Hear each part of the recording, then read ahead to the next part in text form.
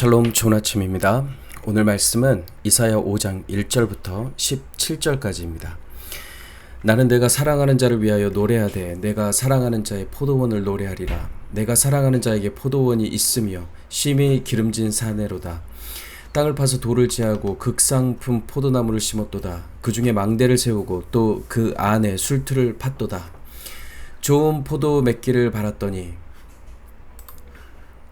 들포도를 맺었도다. 예루살렘 주민과 유다 사람들아, 구하노니 이제 나와 내 포도원 사이에서 사리를 판단하라.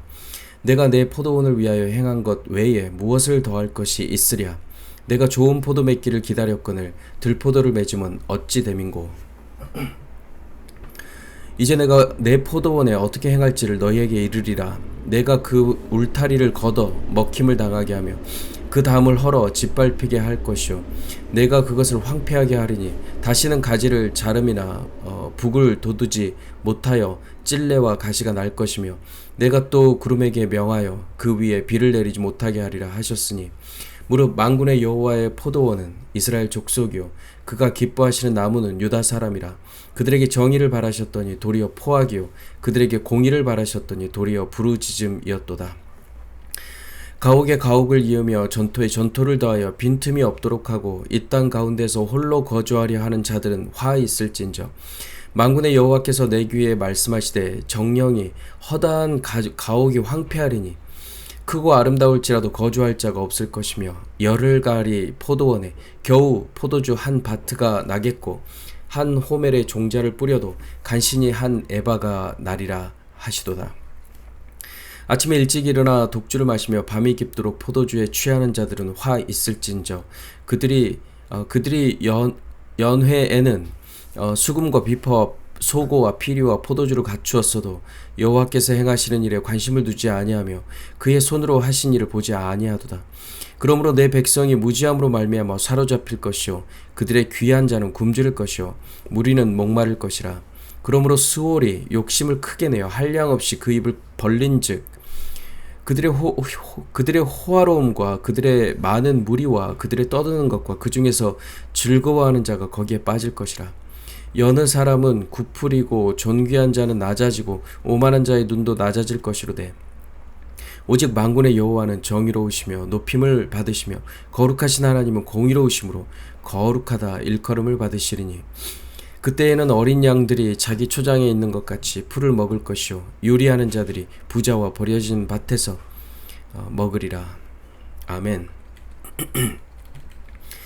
이사야 5장 1절부터 7절은 포도원의 노래로 불립니다. 선지자 이사야가 노래하는 것입니다. 하나님께서는 심히 기름진 산을 택하여 포도원을 만드시고 그곳에 좋은 나무를 심으셨습니다. 땅을 파고 돌을 골라냅니다. 망대를 세우고 포도 짜는 틀도 갖추었습니다. 그리고 좋은 포도가 맺히기를 기대하셨는데 결국 들포도를 맺고 말았습니다.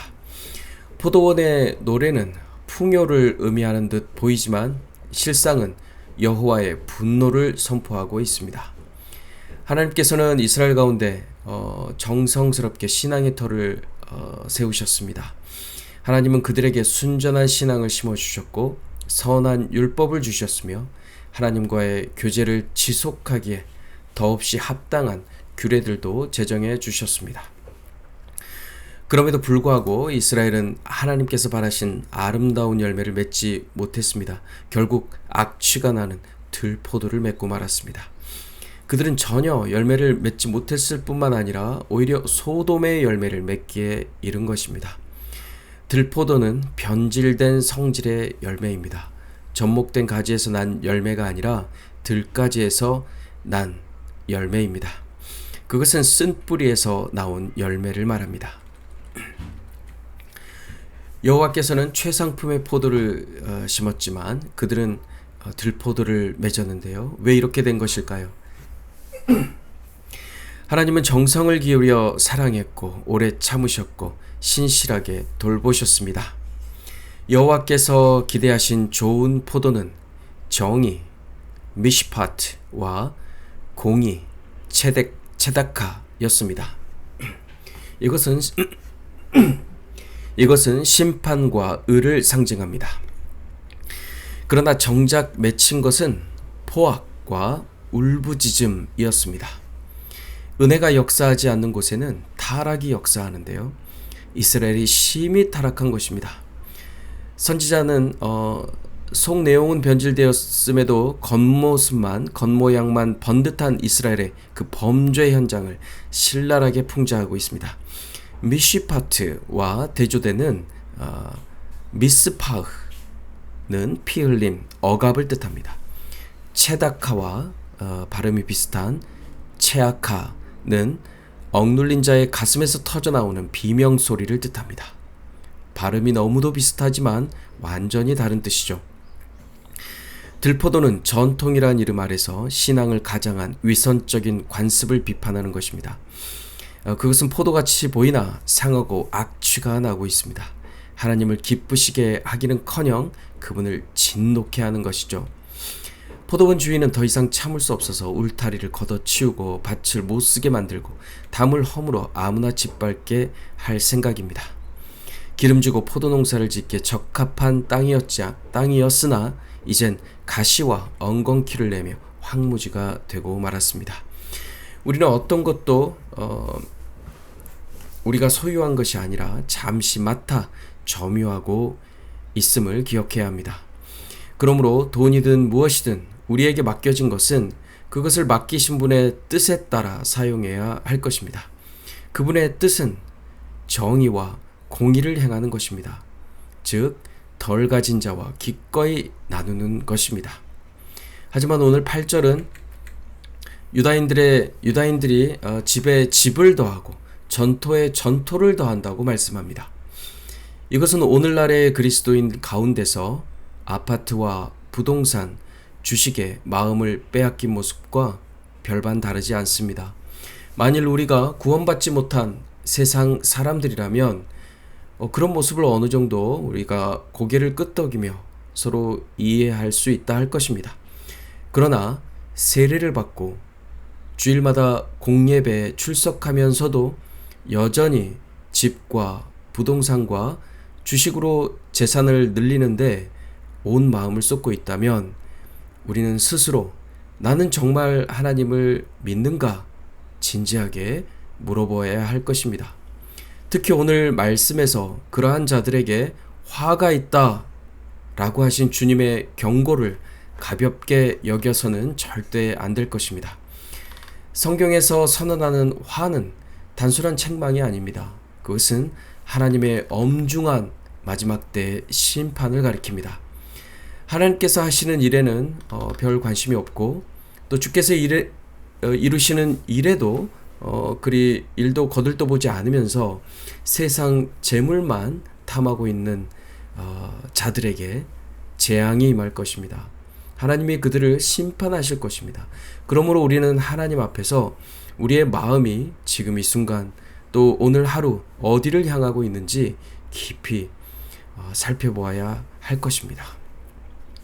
하나님의 백성이라고 말하면서도 자신의 쾌락을 추구하고 가난하고 굶주린 자들은 눈길조차 주지 않은 채 오직 자신들의 흥을 돋우고 즐기는 일에 분주한다면 어찌 그런 자를 하나님을 믿는 사람이라 우리가 말할 수 있겠습니까?